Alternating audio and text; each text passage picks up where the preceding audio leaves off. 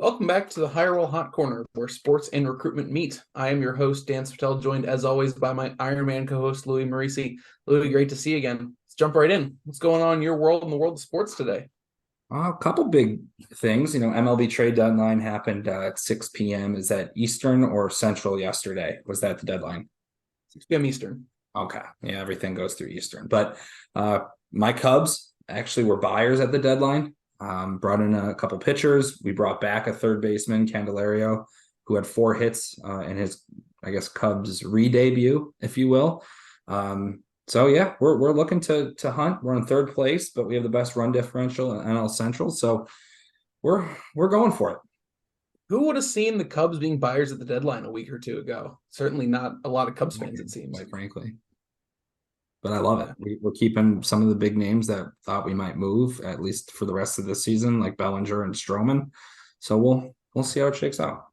Awesome. The Pirates, on the other hand, did exactly what I expected them to do at the deadline. Sellers of smaller pieces, selling off rental people that they brought in, veterans, get a couple prospects, maybe some boomer bust guys, hoping to keep the window open in that 2 to 3 year window. So no complaints here, Yeah, status quo. pretty much. And Austin Hedges can't hit a baseball, so it's okay.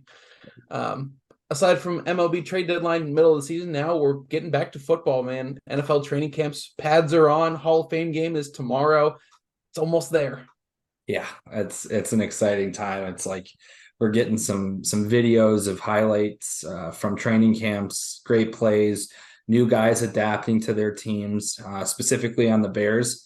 Adding DJ Moore, who wears number 2, and Justin Fields wearing number 1. So that 1-2 punch, as we're going to obviously call it, looking like some real early chemistry and giving him a number 1 receiver to target all year. So excited from a Bears standpoint.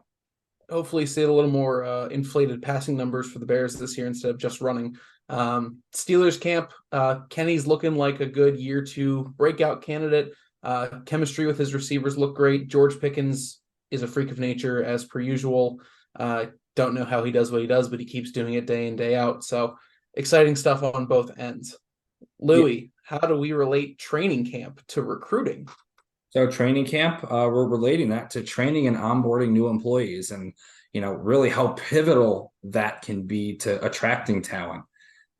We've heard so many horror stories. At least we recruit, and people are like, yeah, the training was this, that, and the other thing, or it was just like very simple, throwing you to the wolves type environment. And it goes a long way when you have a robust model where you're weeks 1 and 2, it's self-study. Weeks 2 to 4 is shadowing. Weeks 4 to 6 is this. Like, having it laid out gives them a plan that it seems that they care about their new employees, that they're not just coming in as being a number. But it really has them hit the ground running and be welcomed. Yeah, absolutely. I would say if you had to put numbers to it, those who have robust training, onboarding programs for new employees probably have better retention rates than those who are a little more trial by fire, churn and burn type places. I'm sure there's HR data on that. I don't have it in front of me. I can take an educated guess on that.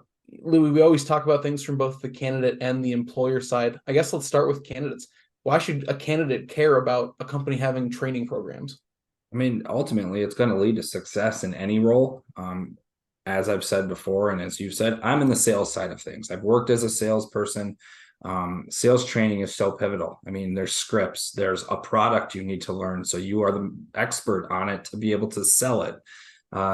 Internal technology processes, how to log leads, or in any regard, in any type of technology, how do you use it? How all the pieces fit from a sales process, from an internal process. There's so much of it on the candidate side that if you kind of handhold them a bit through it, they're going to have it way better than someone who's just like, here's everything. Good luck. See ya if you make it. Yeah, I mean, having a built out orientation period, probation period, whatever you want to call it, 3, 6 months, depending on the role, the complexity, having the opportunity to understand fully, what the plan is, especially if it's someone who's newer to a specific area, newer to a field, maybe someone coming right out of college in their first role in the corporate world, that could be so important, so crucial to their growth and success within a company. Being able to lean on whether you have a mentor, your manager, team lead, whatever that is. Shadow, learn from those who are more senior in the team, in the organization. Anything like that is going to pay dividends from a company standpoint for those candidates that they take the time to really educate. But from a candidate standpoint, an employee standpoint, it's going to be imperative to their long-term growth and success, whether it be within a company, within their desired field, whatever that may look like. Yeah, I mean, the overall goal is for these new employees to feel like they're being set up for success. So in an interview process, if you can explain and dictate that to them, how that would look, it's going to leave them with a lot more secure feeling in this role should it come to fruition. I always give a shout out to my old company, Acquirent. Not only do they train you on product specific training, but they do more general sales, how to leave a voicemail, how to get through gatekeepers, how to handle objections from a more general sense. That stuff I take through my day-to-day in a business sense all the time and still use. So, having that pathway, you just feel supported. You feel like you actually can do this, and, never hurts to ask either. Yeah, absolutely. And you touched on the interview process, that easy segue over to the employer side. How does this affect employers in the job market? Why is this important on their end? From an interview standpoint, if you have a candidate interviewing at your company and another company, all other things being equal, salary, benefits, job, you have a laid out training program, a laid out onboarding program. Here's what you're doing the first 6 months. The other company says, well, you're going to sell stuff, or, oh, you're going to be a project manager. You're going to do that. I have to imagine that the candidate's going to pick the one that's a very defined path. 1,000%. Obviously, there's a lot more factors, but if, again, they were deadly aligned, having someone or having a company tell you exactly how they're going to train you to do this role compared to someone who's just kind of throwing it at the wall and hoping it sticks. I think you all know the phrase there, but it definitely sits well with them. Again, back to the security feeling. And I am a big proponent of not just having the same training for 10 years, adapt it, take feedback, see how it could be more effective, implement new pieces to it, new topics. But it should be constantly evolving, but it should all be to either streamline it or to further prepare these folks for the short and long term of this role. No question. We have to adapt to the changes in the market, changes in society. Companies who don't do that for their product or for their business would fall to the wayside very quickly. So why should it be any different for training and preparing your employees to continue the success of your company? So definitely agree with you on that one. We have some clients who do some very impressive training, new hire orientation, whatever you may call it.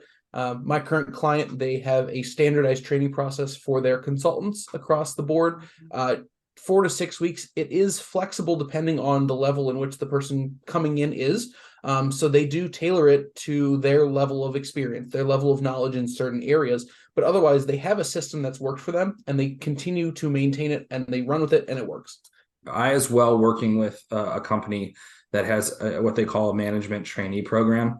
And, the first couple of months is really just training on the company as a whole. But for the 15-month rotational part of it, you're in production for 5 months. You're in service for 5 months. You're in sales for 5 months. And at the end, the ideal goal is to move into an outside sales role. But during that program, you're sitting with people, you're shadowing, you're doing the day-to-day and see about how all of these departments intertwine. And you're learning from senior leadership. I mean, these are folks that have been doing this, maybe not just for that client, but for a number of years in their career, and really helping craft these folks just general knowledge on business and how it conducts and all the stuff that goes into it. So it's investing. And it's funny, 50% of that current team or the managers in that region have gone through this platform. So it's not something that, it's just for nothing. Like 50% of the management team have gone through this program. So it's proven, successful. That's amazing. We would be remiss if we didn't touch on, Hirewell Hot Corner top fan, Jack Smith. You want to plug the client you're talking about, and are we still working with them? What do we have open for them? Yeah, I mean, we're working with a huge facility services uniform company, Cintas. They're everywhere. We're working on about 15 different locations, if not more. Service sales reps, management trainees, service supervisors, production supervisors, so many different roles. Madison, Romeoville, just to name just two of the many. So yeah, I guess we might as well plug it. We're promoting it on LinkedIn all the time anyway. So yeah, if you're interested in that sort of line of work, plenty of roles in a lot of different areas. Definitely had to cover it. Cintas, a Cincinnati-based company as well. So happy to have that one on the show. But the management trainee program brings up an interesting topic. Early career programs, rotational programs, leadership development programs. They're not that common. A good number of companies, mostly larger companies, tend to have them. But they're very well-defined programs. They're investments from the company into employees to oversee it, staff to build it up and run and maintain these programs. And just like you said about the success of the management trainee program, I've heard similar success levels from a number of these early career talent programs, what they may be. And they're especially great, this one I'm sure as well, for new grads, people just joining the job force, looking for a way to get into an area that they're passionate about. For this one, it's sales with Cintas. Other early career programs could be like for my end of the world, junior consultant opportunities, similar to an internship right after college. Learn from a number of different managers in a number of different departments. My wife has been through a rotational program, leadership development program in the healthcare sector. They're proven, they're effective. Yeah. And one thing I want to point out that I don't know if we brushed on. Yeah, these are big companies. Cintas, massive company. They obviously have a lot of track record or a lot of experience in building this out. They're a massive company and it's very much needed. Now, if you're a smaller company, something to think about, how can you onboard your new employees if you are a startup? Like, what are the things they're going to need to know and what time can you dedicate to these new employees? Now, it's not always going to be as, laid out this, and this, but having a plan and being able to articulate it really is what's going to dictate to candidates, is it worth going through? So wanted to touch on big, small, and how they both can be effective, even if one's a little bit more established than the other. Sure. Anyone can do it. Just takes a plan and dedication, buy-in from your internal stakeholders, and can make it happen. Louie, 2-minute drill. Take us home. Well, yeah, I think it comes down to having a training program. Again, kind of touched on it, being able to articulate it to candidates, because again, having a plan versus not, it's going to take people out of consideration, and being able to dedicate the time and constantly evolving it. I think those are the biggest pieces of all of this for a successful launch for new candidates or new employees. Investment and innovation, very key points there. The other thing I want to point out for these employers that do offer these programs, and I know most of them are very vocal about it, be vocal about it. Be proud of what you do. That sets you apart from other employers in your industry, in the job market. Don't be afraid to highlight that, because a lot of people might not know about these programs. We know they exist. We're recruiters. We work with these clients. We like to hit on their main points, but that could be a deciding factor when trying to bring in what you view as, going to the last episode, what you view as a high performer. It could be the difference maker between them going with your company versus another. Yeah, it's really all about selling yourself. And if training is something you do very well, might as well talk about it. No question. Well, on behalf of Louie and myself, thank you for tuning into the Hirewell Hot Corner. Do join us again in 2 weeks for our next episode. And as always, stay classy, LinkedIn.